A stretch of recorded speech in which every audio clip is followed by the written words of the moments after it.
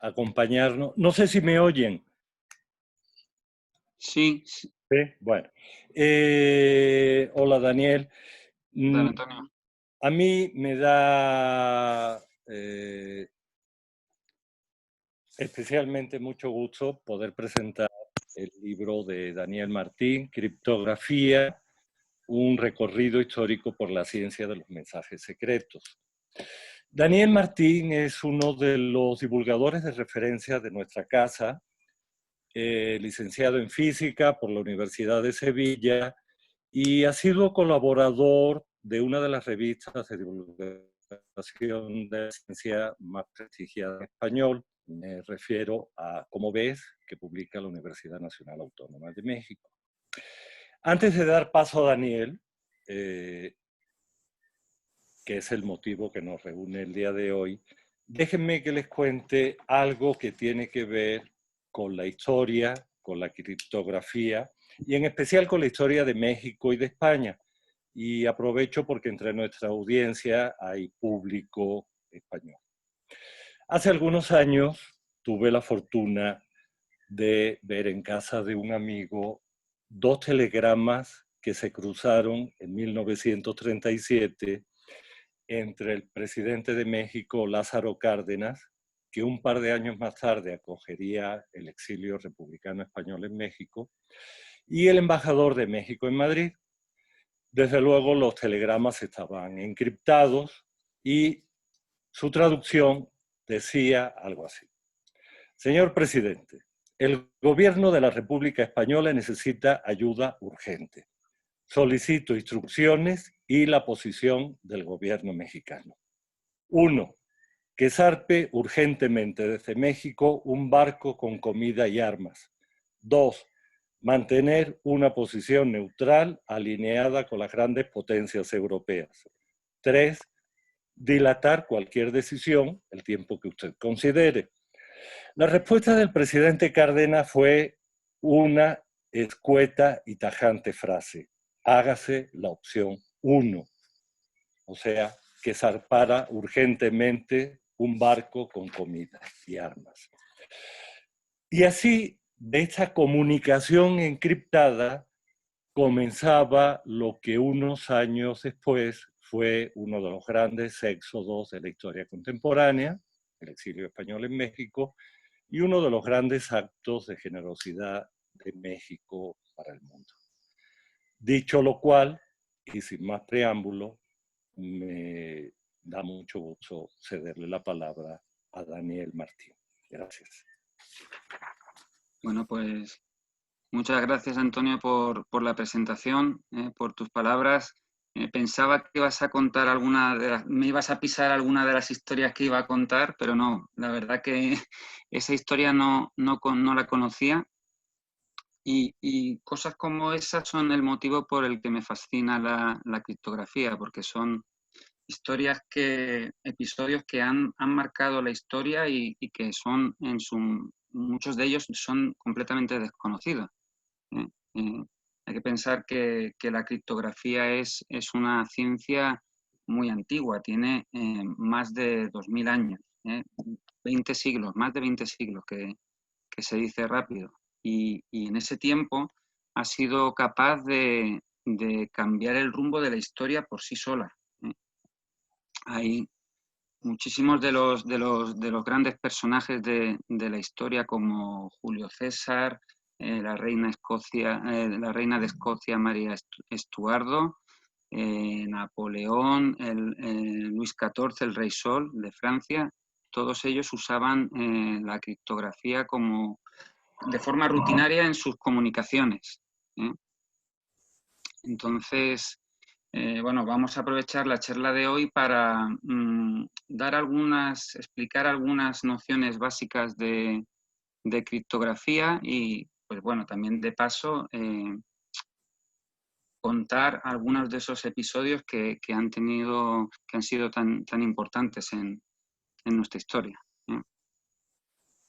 Bueno, aprovecho antes de empezar con la charla propiamente para también agradecer a todos los que se han unido a ella.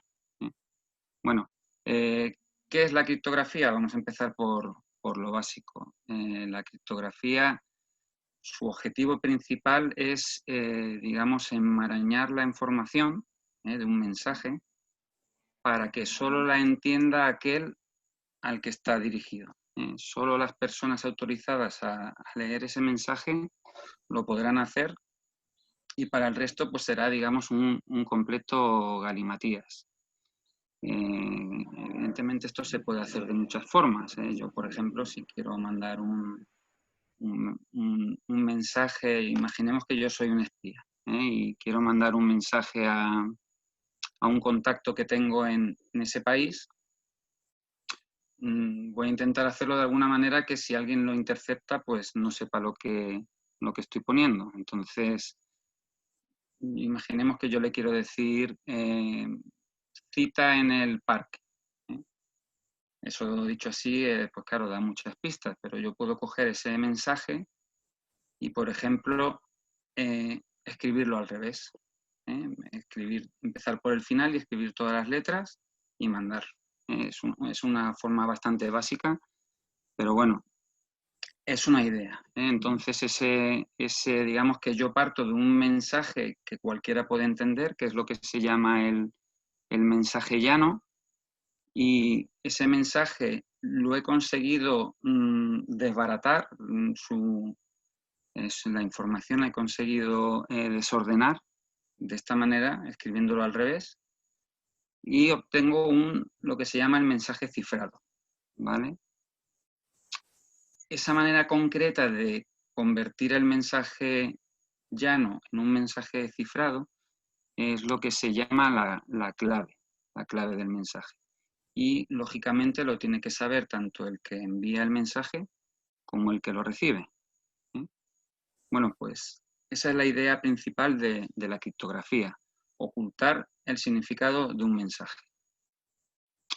Eso es importante tener claro, que la criptografía no se encarga de ocultar la existencia del propio mensaje. Esas son otras técnicas que se encarga lo que se conoce como esteganografía. Por ejemplo, coger una carta y guardarla entre las hojas de un libro y entregar ese libro con esa carta escondida. Es un ejemplo bastante inocente, ¿no?, de esteganografía.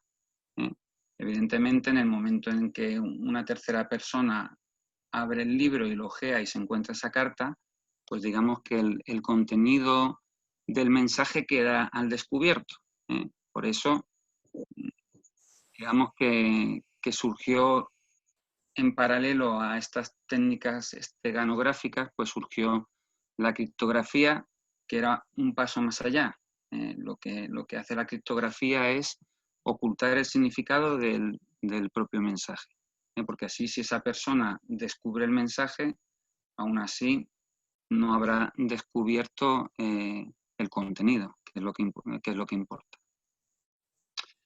Pues bueno, como he dicho al principio, la criptografía es una práctica muy antigua. El primer, digamos, aparato criptográfico de la historia que se conoce se remonta a Esparta, a la época de Esparta. Es lo que se llama el escítalo espartano. Este, digamos, aparato consistía en una tira de cuero alargada que se enrollaba sobre un cilindro. Uno enrolla, digamos, esa tira de cuero sobre el cilindro, escribe el mensaje que quiere de la forma habitual, de izquierda a derecha y de arriba a abajo, lo que le quepa.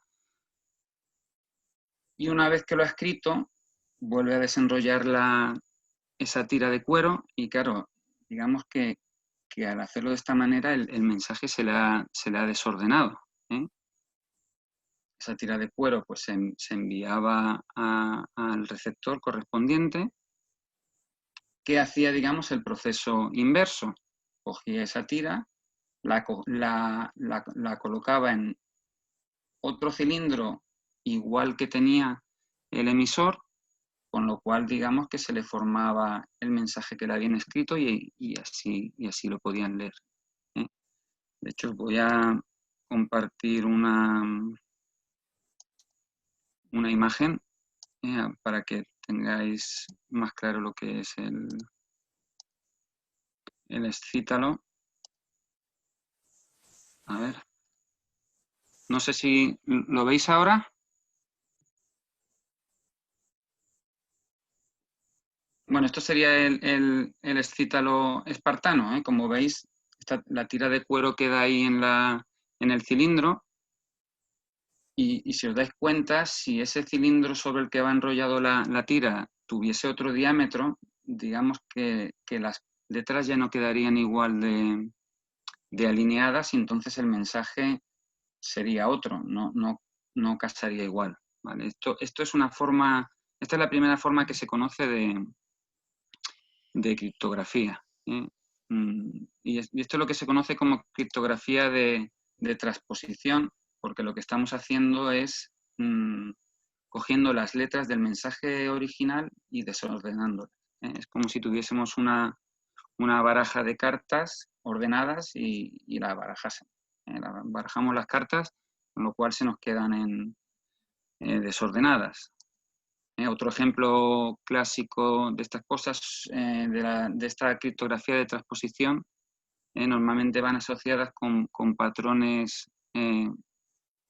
geométricos. En este caso, por ejemplo, he cogido la famosa frase con la que empieza el Don Quijote de la Mancha y lo he dividido, se divide en 10 columnas en este caso.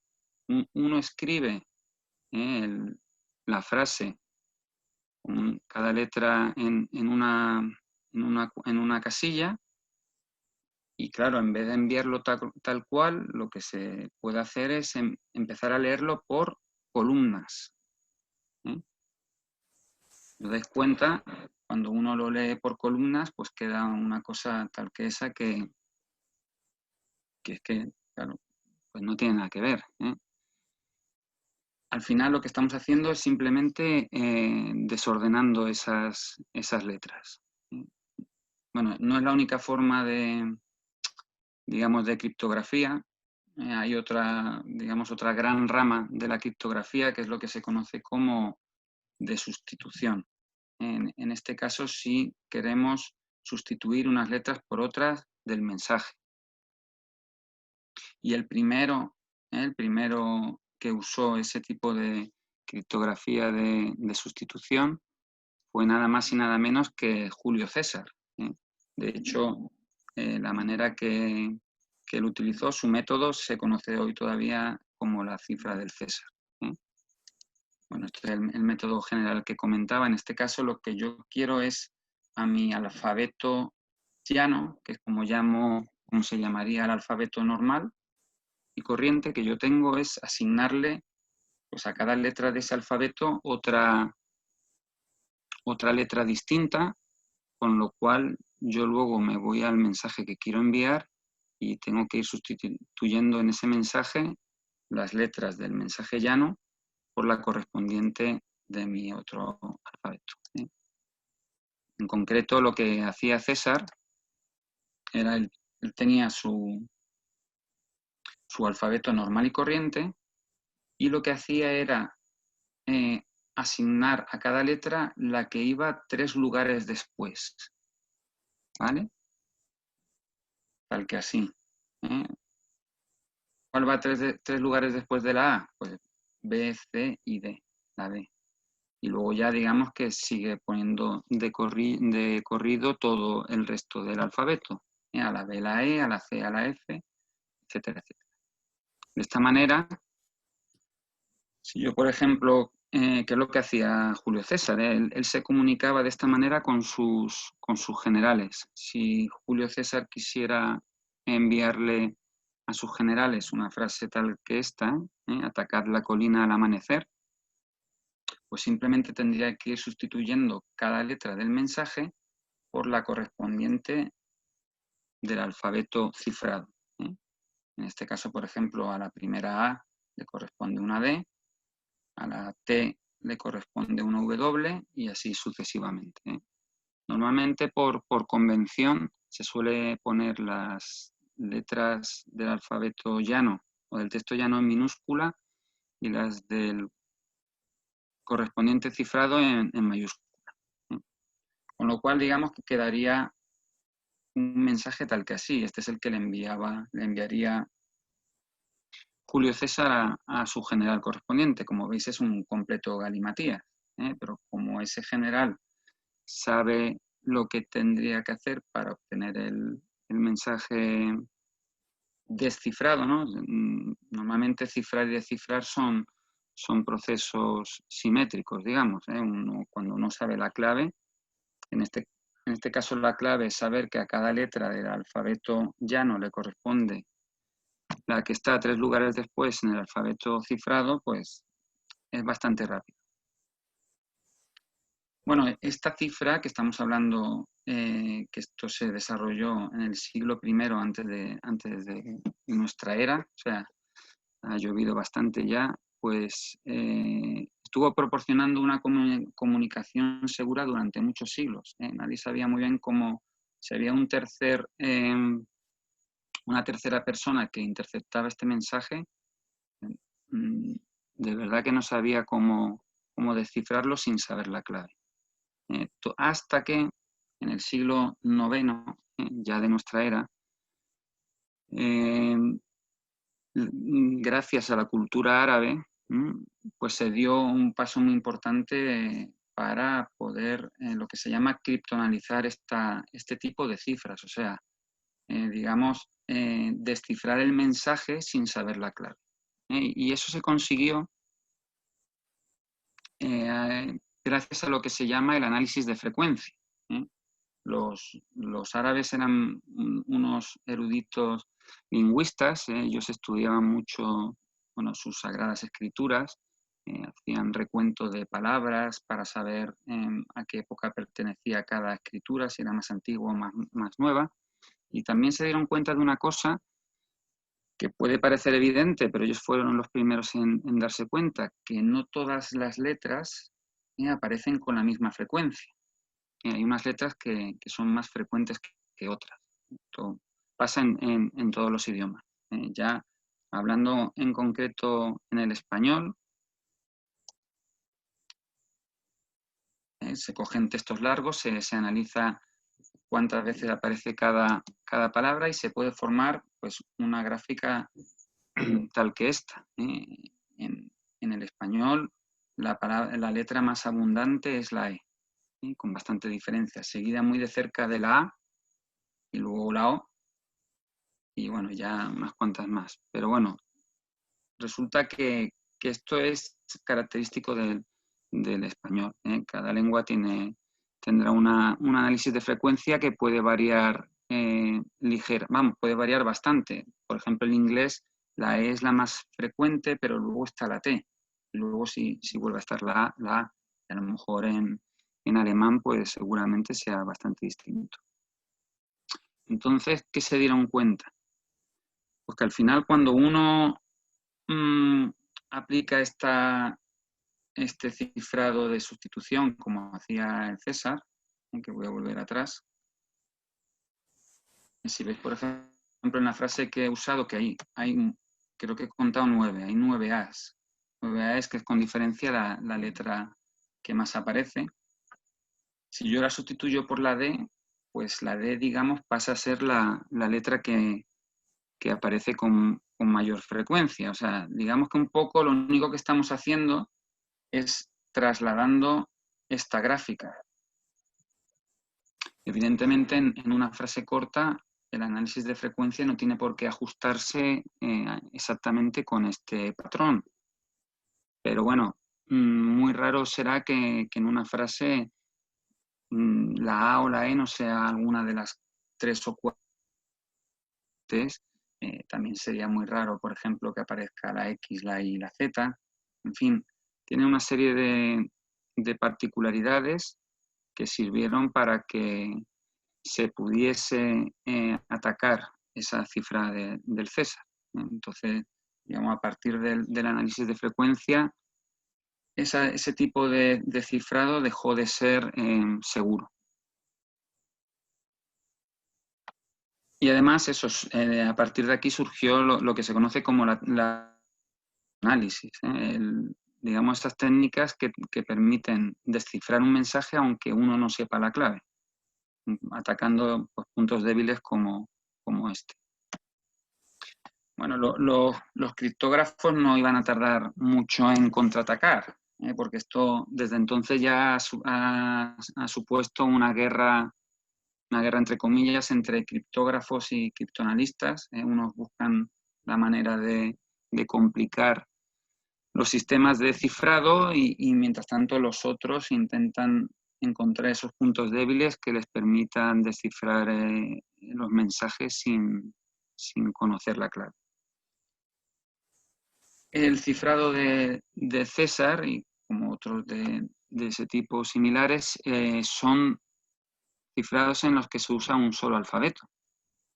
Bueno, pues entonces esto fue bastante más tarde en el Renacimiento, pues los criptógrafos dijeron, bueno, ¿por qué voy a usar solo uno? Mejor dos, o más. Voy a usar un sistema de cifrado polialfabético, y en vez de usar un solo alfabeto cifrado, pues voy a usar dos. Aquí, por ejemplo, he cogido dos, el que empieza por la D y el que empieza por la M, luego ya sigue el resto del alfabeto normal, y puedo ir alternándolos. Voy a usar una vez una letra, la voy a cifrar con el primer alfabeto y la segunda y la siguiente con el segundo y así sucesivamente. Entonces, por ejemplo, si yo quiero cifrar la palabra Andalucía, la A la voy a sustituir por una D, pero luego en la N me voy a ir al segundo cifrado, que sería la Y, y así sucesivamente. Y si os dais cuenta, por ejemplo, en esta palabra que hay 3 As, hemos conseguido equilibrar, repartir, digamos. Ya no todas se cifran con la misma letra, sino que hay 2 Ds y una G. O sea que en lugar de tener 3 letras iguales que corresponderían a las 3 As, he conseguido ya repartirlo. Con lo cual, digamos que si yo ahora hago mi análisis de frecuencia, pues va a quedar todo como más suavizado. Bueno, igual que tengo uno, pues podría tener hasta 26 alfabetos distintos que podría usar. Normalmente lo que se hace es elegir una palabra clave, y digamos que esa palabra, las letras de esa palabra clave, lo que te marcan es qué fila de todos estos alfabetos voy a usar. He puesto aquí el mismo ejemplo que usamos antes para que veamos cómo funciona. El mismo ejemplo de la cifra del César. Yo voy a usar como palabra clave Nápoles, que lo que hago es repetirla tantas veces sobre las letras de mi texto llano. Y luego cuando quiero cifrar cada una de las letras, me tengo que ir a la fila correspondiente que me marca la letra de la clave. Pero bueno, al final, lo que os digo, esto lo que sirve es para repartir y equilibrar. Bueno, he puesto un ejemplo más largo, no me voy a parar mucho porque si no creo que me estoy ya enrollando demasiado, pero bueno, un texto largo, que siempre se supone que cuanto más largo sea el texto llano, más se va a ajustar al análisis de frecuencia, de Cortázar. Y bueno, el análisis de frecuencia, pues bueno, salvo la particularidad de la L, porque bueno, repite bastantes veces calle, llave, hay muchos artículos, la L aparece más de lo normal, pero bueno, si veis la A y la E, bueno, en este caso la A aparece un poco más que la E, pero es claramente por encima de las demás. Y bueno, y como siempre, W, X, Y, Z, pues prácticamente no aparece. Fijaos que si traduzco vamos, si cifro ese texto con el sistema que usaba Julio César, que me queda de nuevo ese galimatías, y aplico el análisis de frecuencia, bueno, pues lo que hemos hablado al principio, lo que me sale es lo mismo que tenía antes, solo que desplazado 3 posiciones. Y si ahora hago lo mismo con ese cifrado polialfabético, digamos, usando la clave Julio, cogiendo esos 5 alfabetos simples, pues fijaos que no tiene nada que ver. Hemos conseguido tanto que no haya letras que destaquen tanto, pero al mismo tiempo todas aparecen al menos una vez. Con lo cual esto de cara a un criptoanalista pues es mucho más difícil de atacar. Bueno, aquí las he puesto un poco, las he comparado así para que veáis lo que hemos comentado. Bueno, esta cifra de Wegener, que se conoce así porque el detalle este de usar una clave en concreto que marque los alfabetos que se van a usar, pues se le ocurrió a un diplomático francés, Blaise de Wegener, y durante mucho tiempo se consideró indescifrable. Realmente supuso un desafío importante para los criptoanalistas. Hubo que esperar casi hasta ya estamos en el siglo XIX para que una persona, en concreto fue Charles Babbage, pues digamos que apuntase en la dirección de cuál era la debilidad de esta cifra. Lo voy a comentar de pasada. He vuelto a coger otra frase distinta, es el título de otro relato de Jorge Luis Borges, que se llama Los dos reyes y los dos laberintos. Ese sería la frase o el texto que yo quiero cifrar. Y cojo como clave Luis. ¿Vale? Pues bueno, si os fijáis abajo, que a priori se ve pues eso bastante el mismo galimatías de siempre, pero si os fijáis en los dos los que aparecen, los dos reyes y los dos laberintos, resulta que esos dos los se cifran de la misma manera, VJA. Y eso pasa porque resulta que la distancia que hay entre los dos los es un múltiplo de la clave. Y resulta que entonces, porque como podéis ver, digamos que los dos los se cifran a partir de las mismas letras de la clave, la L, la U y la I. Con lo cual, bueno, al final eso puede dar una pista de cuántas letras tiene la clave y con un poco de paciencia y podemos dividir, digamos, esa cifra polialfabética. Si yo sé cuántos alfabetos he usado, pues lo puedo intentar atacar con el análisis de frecuencia, pero ahora dividiéndolo en este caso en 4. Yo puedo, sabiendo que tiene 4, yo puedo dividir, me quedo con las letras que ha cifrado cada alfabeto y eso ya sí que es una cifra monoalfabética normal y corriente. Pero bueno, ahora vamos a dar otro salto a otro episodio importante en la historia de la criptografía, porque ni más ni menos que supuso que Estados Unidos entrase en la Primera Guerra Mundial. Además, como afecta a México, yo entiendo que las personas que me estén escuchando desde México sí conocerán esta anécdota.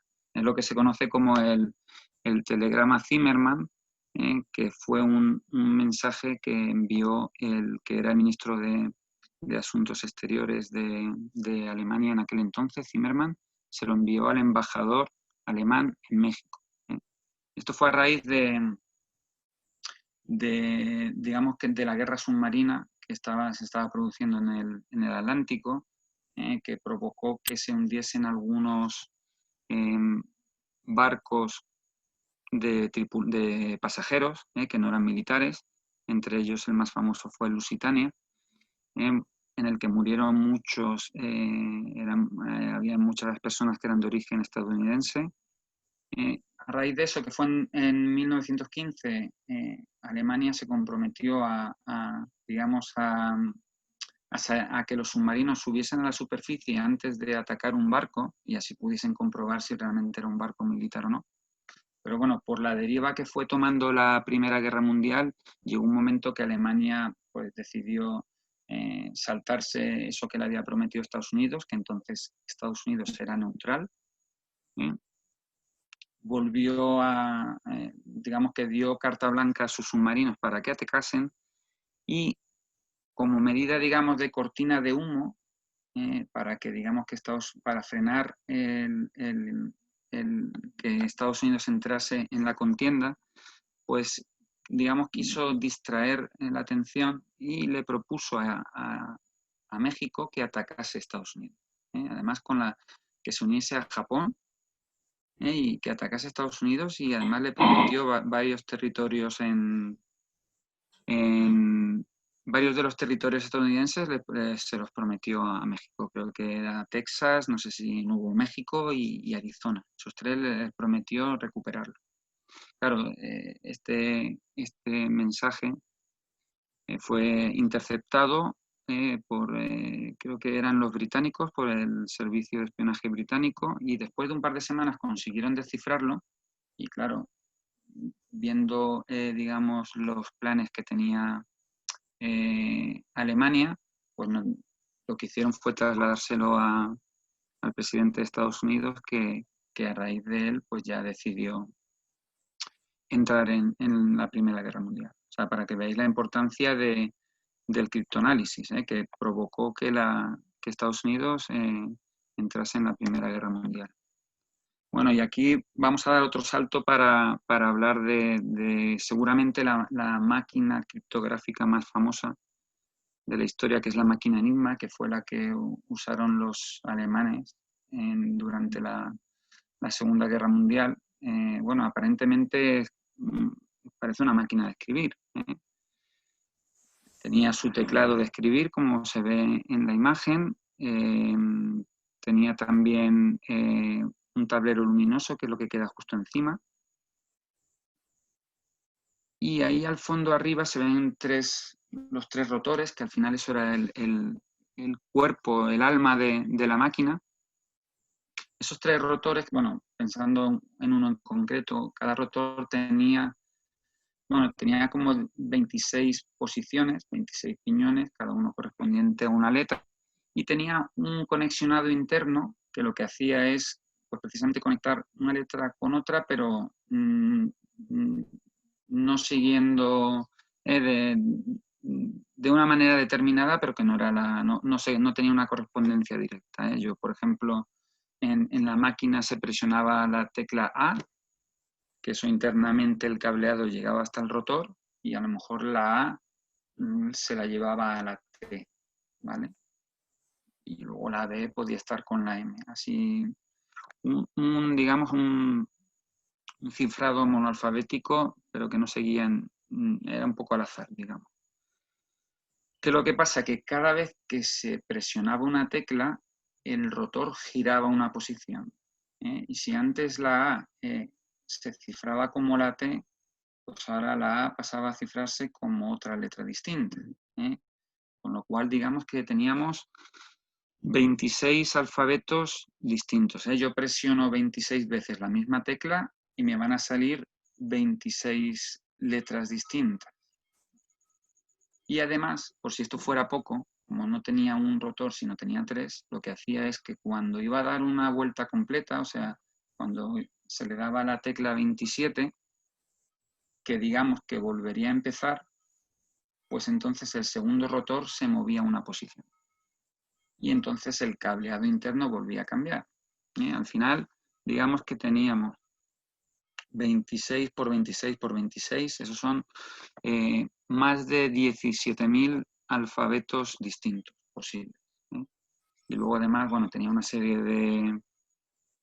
Tenía un clavijero aquí en la parte frontal, que también tenía 26 clavijas, cada una correspondiente a una letra, y esas clavijas, digamos, que eran intercambiables. Lo que hacía, o sea, con un cable, yo conecto dos clavijas y lo que me hace es cambiar una letra por otra. O sea, si después de todo el proceso interno de la máquina, digamos que la M se cifraba como una L, bueno, pues si en el clavijero la L estaba conectada a la Z, pues al final salía como la Z. En fin, era una manera todavía de complicar más todo el proceso y de tener más posibles combinaciones. En teoría, una máquina Enigma como esta de 3 rotores eran millones de posibles combinaciones. Y durante muchos años, porque esta máquina la empezaron a usar los alemanes a mediados de los años 20, o sea, cuando empezó la Segunda Guerra Mundial, digamos que las comunicaciones alemanas eran completamente oscuras para los aliados. Lo que sí es verdad que durante la guerra se produjo un esfuerzo importantísimo en el criptoanálisis, tanto en Inglaterra sobre todo como Estados Unidos. Y bueno, y como al final pasa, pues tenía sus debilidades y una de ellas también era la manera de manejarlo por los alemanes, porque los alemanes, digamos que tenían un libro de claves, con lo cual usaban una clave por día, pero luego cada mensaje tenía su clave y lo primero que hacían los alemanes era mandar la clave del día con la clave del mensaje, perdón, con la clave del día. Lo mandaban 2 veces. Por si había algún error en la comunicación, estar seguros de que la otra persona lo recepcionaba bien. Entonces, al final, el tema de repetir 2 veces esa clave ya es una mala idea. Normalmente, por lo general, la repetición es enemiga de la criptografía. Eso es dar pistas a los criptoanalistas. Y con mucho esfuerzo consiguieron encontrar una serie de patrones que además estaban relacionados con la disposición de los rotores, porque esos rotores al empezar el día había que posicionarlos de una manera determinada. Eso formaba parte, digamos, de la clave del día. Y en Inglaterra, un físico y matemático muy famoso, Alan Turing, que es el que estuvo trabajando en temas de criptoanálisis, pues diseñó una máquina que a partir de esas posibles disposiciones de los rotores era capaz de encontrar cuál era la disposición exacta después de hacer muchísimas combinaciones. Esa máquina se llamó bomba y es uno de los precursores del ordenador moderno. Pues bueno, gracias a eso se tardaban horas en descifrar mensajes que antes se tardaban días. Y en una situación de guerra, pues si tardas días en descifrar un mensaje, pues seguramente para entonces ya no sirve de nada. Ya es un poco inútil. Vamos, de hecho, eran capaces de leer las comunicaciones de Hitler con sus generales y por ejemplo, cuando se estaba acercando el desembarco de Normandía, los aliados sabían que Hitler no sospechaba de que el desembarco fuese a ser en Normandía. Él estaba convencido de que iba a ser en otro sitio. Y entonces, gracias a esa información, pues le fueron poniendo pistas falsas para que él siguiese pensando que no iba a ser en Normandía y digamos que la sorpresa fue total. Gracias, en este caso, al criptoanálisis de la máquina Enigma y otra máquina que también usaban, que bueno, creo que no voy a entrar en detalle porque se va a alargar si no mucho esto, que es la máquina de Lorentz. Esta es la máquina que usaba exclusivamente Hitler con sus generales.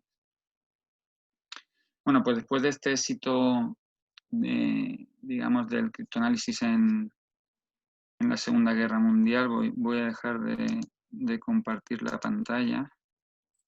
A ver si descubro cómo. Así. A ver. Ya, creo que ya, ¿no? Bueno, después de este éxito en la Segunda Guerra Mundial, pasó una cosa curiosa porque, como yo digo, la criptografía, que es la ciencia de los mensajes secretos, es una ciencia secreta. O sea, nadie quiere que se sepa pues, esos métodos que usa, un momentito ahora, los métodos que usa, con lo cual muchos de esos episodios de la Segunda Guerra Mundial han permanecido, se han ocultado durante muchos años. Pero bueno, la situación a nivel de la criptografía después de la Segunda Guerra Mundial ha cambiado bastante, sobre todo este panorama ha cambiado gracias digamos, a la introducción de la computadora, que desde hace ya unas décadas se está extendiendo su uso, ¿no?, en la sociedad completamente. Pero al principio de todo no se usaba tanto. Y entonces eso ha traído a su vez otra serie de problemas. En concreto, se puso de manifiesto un problema que tenía la criptografía, que era la distribución de claves. Cuando yo quiero establecer una comunicación segura y uso la criptografía, pues lo primero que tengo que hacer es ponerme de acuerdo en qué clave voy a usar. Pero claro, si eso lo tengo que hacer de forma segura, a su vez, pues, ¿cómo lo hago? O sea, estamos hablando, por ejemplo, que era un problema muy real, un banco que tiene clientes por todo el mundo, que le tiene que mandar datos confidenciales y que para mandarle esos datos confidenciales tiene que ponerse de acuerdo en una clave. ¿Cómo lo hacía? Entonces, digamos que todo esto llevó a que había que darle una vuelta a la criptografía, que ya lo he comentado antes. La criptografía se llama simétrica, y todos los métodos que hemos visto hasta ahora son criptografía simétrica, porque digamos que cifrar suele ser el proceso inverso de descifrar. Y son de claves secretas. Se llama criptografía simétrica de clave privada, perdón, ¿vale?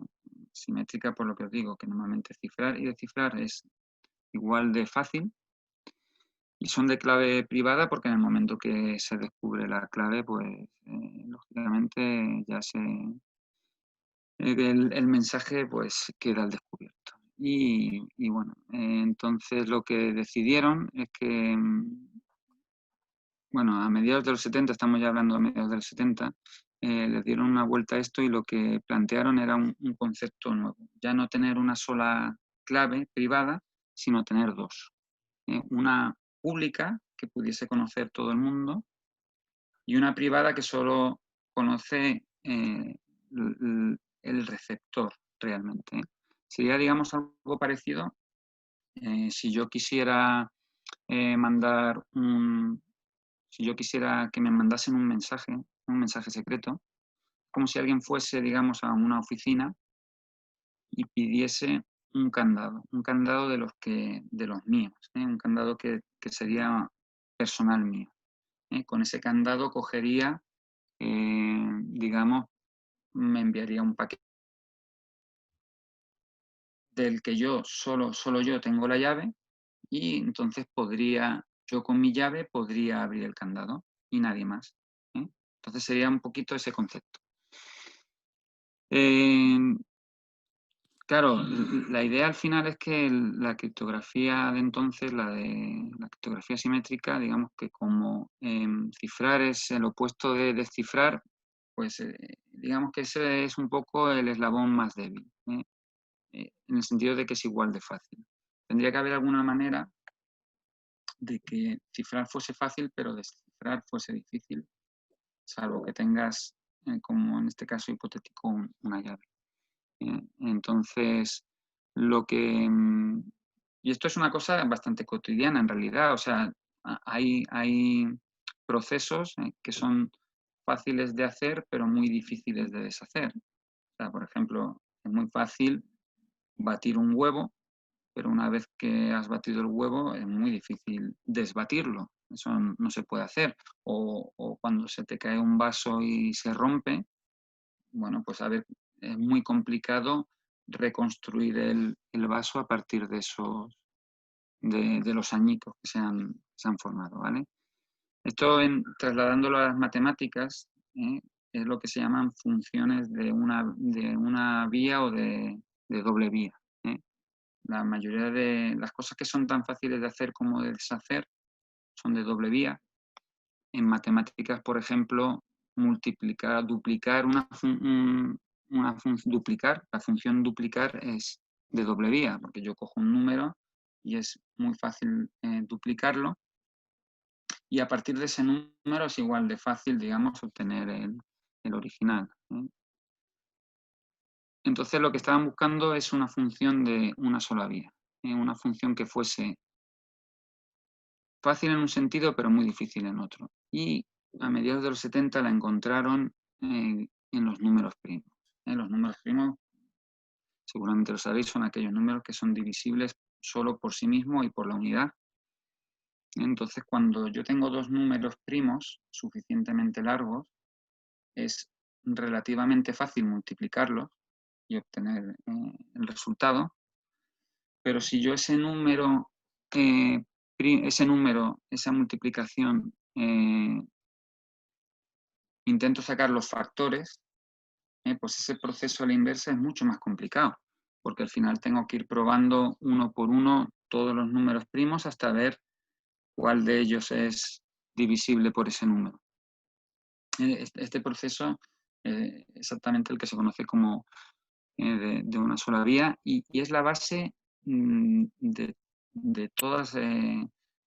todo lo que se hace en Internet prácticamente de forma segura. O sea, cuando uno envía un correo electrónico, cuando se produce una transacción bancaria o una operación comercial, digamos que esta criptografía de clave pública, por clave pública, está en la base de todo eso.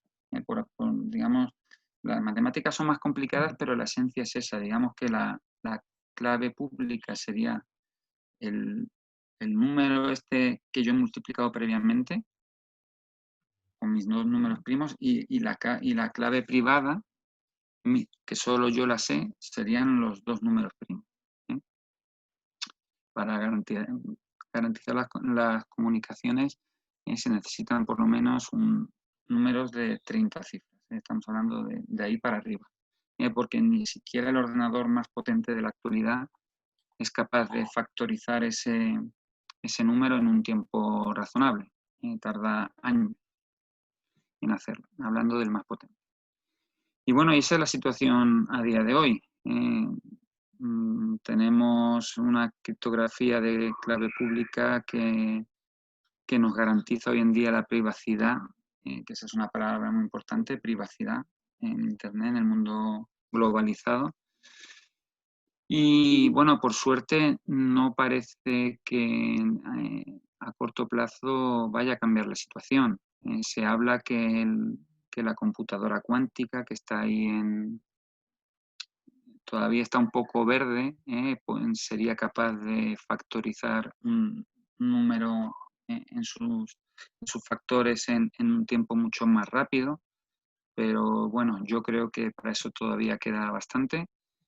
Y además, incluso en el caso de que eso fuese así, todavía tenemos unas en la manga, por lo menos los criptógrafos tienen unas en la manga, que es una criptografía que se basa en la física cuántica precisamente, y que, bueno, lo que permite es que a la hora de establecer una clave entre dos personas, si hay una tercera persona observando, pues dejaría, digamos, huella y se sabría que se ha intentado interceptar o interferir las comunicaciones, con lo cual se sabía que esa comunicación no es segura.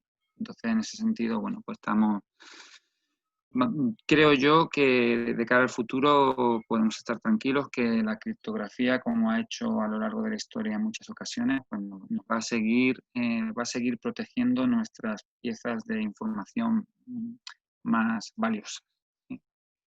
Y bueno, y eso es lo que quería contar. La verdad que creo que se me ha ido un poco de las manos, pero bueno, quería dar un repaso, aunque un recorrido de la ciencia de los mensajes secretos express. Todo esto, por supuesto, en el libro está contado con más profundidad. Y bueno, y ya está, eso era todo. Daniel, muchas gracias. Está muy interesante. La verdad, creo que es la primera vez que le pongo tanta atención a la criptografía y empiezo a entender la importancia que Sí, es ahorita que mandamos mensajes, y más ahorita, ¿no? Que estamos confinados, mandamos mensajes a todo el mundo, se abre todo, y pues bueno, ¿no? Tampoco hay que dejar todo libre, ¿no? Hay muchas sí, cosas que se deben mantener todavía en secreto, ¿no? pues sí. Y pues yo invito a los que están ahí, a los participantes que están ahí escuchando, que pues hagan alguna pregunta sobre el libro, a Daniel directamente sobre la criptografía. Y pues por aquí tenemos una en el chat. A ver, dice de Iván, ¿cómo podríamos hacer que la criptografía clásica sobreviva el día de hoy con tantas nuevas tecnologías? Hombre, es complicado porque, vamos, yo el problema que le veo que si me habla de criptografía clásica, a lo que hemos estado diciendo de criptografía de clave privada, digamos que está ya muy trillado, por decirlo así. O sea, ya todas las técnicas ya se conocen, digamos, la manera de criptonalizar. Además, hoy en día se tienen medios como las computadoras que pueden ayudar a, a barrer todas las posibilidades. Es complicado, ¿eh? Es complicado. A ver, yo creo que la criptografía clásica está ya superada. De todas maneras, tenemos ahí la criptografía de clave pública, que es la que estamos usando y que realmente nos permite establecer canales de comunicación seguros. Eso ahora mismo no hay manera de vencerla. Al final, una cosa que no he comentado y claro que es gracioso, hablando del eslabón más débil, al final hoy en día el eslabón más débil es uno mismo, es el ser humano, porque muchas veces lo que caemos es en otro tipo de engaños, ¿no? En el phishing, en el no sé qué, o dar el número de la tarjeta al primero que nos manda un correo solicitándola. Entonces, en ese sentido, pues, bueno, pues podemos caer en uno de estos engaños. Contra eso la criptografía no tiene remedio. Sí, no. Mira, por acá igual dicen, qué interesante, sin duda en la actualidad. ¿Crees tú que los servicios de inteligencia tengan una formación en matemáticas, en física? Bueno, en matemáticas seguro, ¿eh? La verdad que sí, seguro. Incluso siempre está ahí la sospecha, pero yo no sé si esto ya son un poco de conspiración, de las conspiranoias que siempre hay. Se habla mucho de que sobre todo en Estados Unidos, yo lo he escuchado, de que la Agencia Nacional de Seguridad, creo que se llama, la NSA, pues tiene una especie de puerta de atrás que puede, digamos, acceder a todos los sistemas criptográficos con los que se cifran los mensajes, sobre todo, por ejemplo, a raíz del 11M, del 11S, estaba tirando para mí. A raíz del 11S se hablaba mucho que los terroristas usaban precisamente canales de este tipo para comunicarse, ¿vale? Entonces estaba ahí la duda de si el gobierno iba a intentar forzar, digamos, a tener una puerta de atrás que se llama una puerta trasera para poder, igual que que dicen que no se escuchan el móvil y esas cosas, pero yo no lo sé, no lo sé. Bueno, incluso existe esto de Telegram, ¿no? Que según todo está cifrado, ¿no? Sí, efectivamente, efectivamente. Sí, dicen que es más seguro, pues sí, es verdad que está cifrado. Sí. Igual acá dicen, y otra, la criptografía cuántica es una cualidad inherente de la física, es decir, que la criptograma viniera insertada dentro del marco de la física cuántica. Bueno, a ver, es que eso habría que entrar un poquito más en detalle, no he querido hacerlo antes, pero bueno, cuando hablaba de la criptografía cuántica, lo que se hace en la criptografía cuántica es usar, digamos, fotones. Para empezar, estamos usando fotones para comunicarnos, fotones que según su estado de polarización, lo que es la vibración del campo eléctrico, pues según si tenga una polarización u otra, al final eso te da un 1 o un 0, ¿vale? Y según ese 1 o 0, pues te sirve para, para comunicarte, ¿vale? Sería como un código binario, ¿eh? Y entonces, claro, el fotón es una partícula cuántica y como tal, pues si uno quiere observarla, ¿eh? Para poder observarla, pues tiene que interactuar con ella, ¿eh? Y ese es un poco al final, uno no puede simplemente, a diferencia de la criptografía clásica, uno intercepta un mensaje, lo puede leer, lo puede copiar las veces que quiera. Eso a nivel de la criptografía cuántica, de la física cuántica, no puede pasar, ¿eh? Si uno coge un mensaje que se ha enviado por un sistema cuántico, el simple hecho de leerlo ya está alterándolo, ¿vale? Entonces, de una manera que es un poco compleja de explicar, pero digamos que eso sirve para...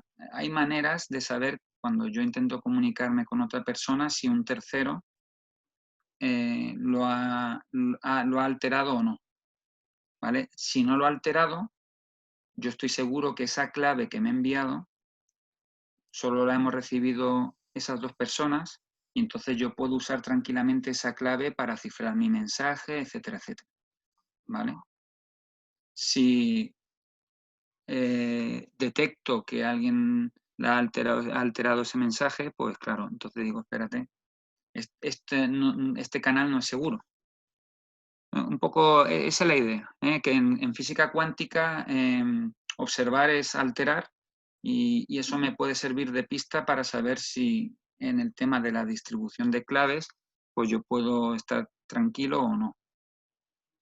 Ok. Sí, es ¿Vale? bastante complejo y seguramente hay Esta personas parte, que están sí, descifrándolo todo. esa Bueno, parte es más complicada, sí. tenemos igual otro de Antonio que te felicita y dice, ahora que vivimos en un mundo de interacción instantánea vía mensajes tipo WhatsApp, nosotros hemos dejado la criptograma al desarrollador. ¿Qué tan expuestos estamos en el intercambio de mensajes cifrados de extremo a extremo? Bueno, es lo que decíamos antes, pues seguramente si al mandar el mensaje, pues cualquiera puede acceder a él. Cualquiera puede acceder a él y cualquiera podría pues leerlo. Eso es así. Entonces, igual que hacemos con los mensajes, con el correo electrónico, que si está cifrado, pues la verdad es que, aunque la mayoría no tengamos nada que ocultar, pero bueno, la palabra clave ahí, que es la que he usado antes, es la de la privacidad.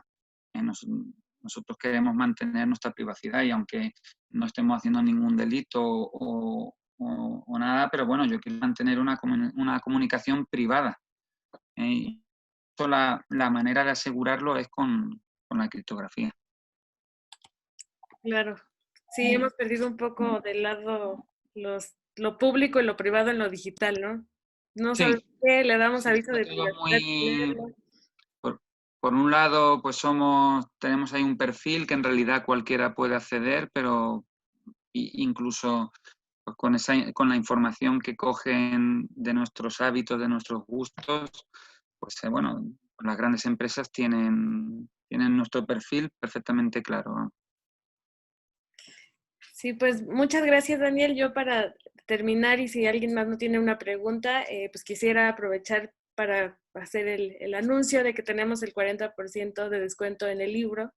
Acá en México tenemos envíos de todo el país. Igual estamos ahí mejorando todo para que se pueda mandar hacia España directamente. Y estamos trabajando en el ebook que estará próximamente. Entonces, quien esté interesado, por favor, pónganos su correo. Igual se los mandamos a Daniel. Aquí tengo yo mi ejemplar.